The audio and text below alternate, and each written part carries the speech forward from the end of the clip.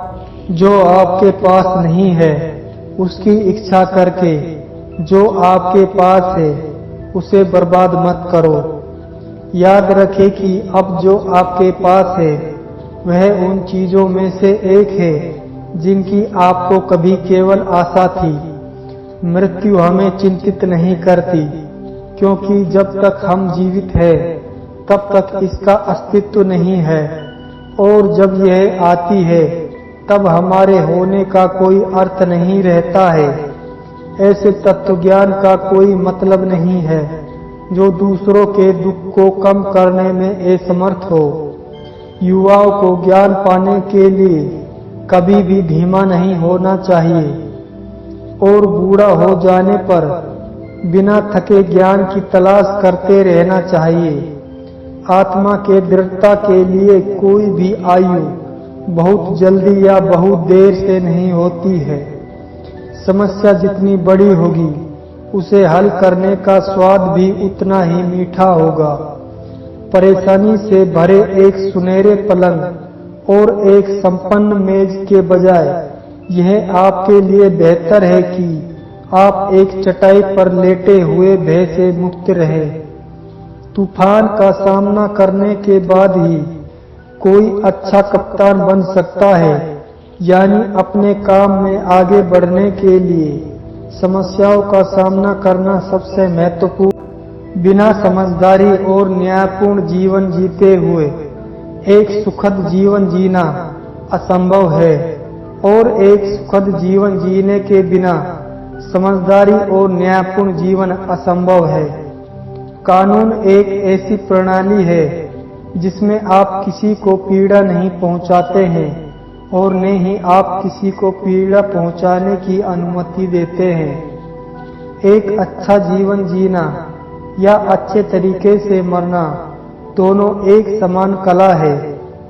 उन चीजों के लिए भगवान से प्रार्थना करना निरर्थक है जिसे आप खुद प्राप्त करने के लिए पात्र है।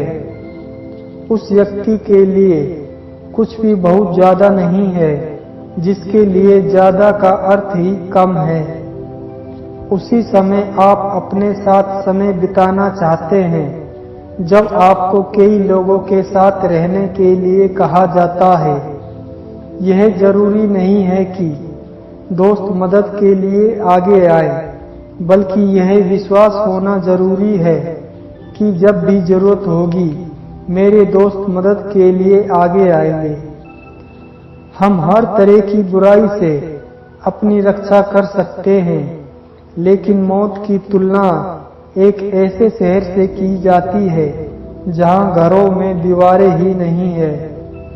जो व्यक्ति सत्य के मार्ग पर चलता है वह सभी प्रकार की जटिलताओं से दूर रहता है, लेकिन जो व्यक्ति गलत तरीके से आगे बढ़ता है उसका जीवन सदैव समस्याओं और जटिलताओं से घिरा रहता है। यदि आप संतुष्ट हैं तो आप दुनिया के सबसे अमीर लोगों में गिने जाएं। हमारे पास क्या है वह मायने नहीं रखता है, लेकिन जो मायने रखता है वह यह कि हमें किन चीजों से खुशी का एहसास होता है। दोस्ती एक ऐसी कला है जो पूरी दुनिया में घूमती है, नाचती है और बताती है कि हमें दोस्त बनाना चाहिए, लोगों से जुड़ा होना चाहिए। अगर आप संतुष्ट हैं तो आप मुक्त रहेंगे। मुक्ति संतोष का फल है। एक समझदार व्यक्ति का दुर्भाग्य मूर्ख व्यक्ति की समृद्धि से कहीं बेहतर है। जो आपके पास है उसका आनंद लो, उसे यह कहकर बेरंग न करें कि आपके पास क्या नहीं है। यदि परमेश्वर मनुष्य की प्रार्थना सुनना शुरू कर देता है तो सभी मनुष्य जल्द ही नष्ट हो जाएंगे, क्योंकि वे हमेशा एक दूसरे के दुर्भाग्य के लिए प्रार्थना करते हैं। एक बुद्धिमान व्यक्ति हमेशा एक प्रसन्न और सुशील दोस्त का चयन करता है। एपिक्यूरस एक प्राचीन यूनानी तत्वज्ञानी और बुद्धिमान व्यक्ति थे जिन्होंने लगभग 307 ईस्वी पूर्व एपिक्यूरिज्म नामक विद्यालय की स्थापना की, जो कि तत्वज्ञान का एक अत्यधिक प्रभावशाली विद्यालय था। यह सिखाता है कि सबसे इष्टतम मामूली सुखों की तलाश करना, भय से मुक्ति और शारीरिक दर्द से छुटकारा पाना है।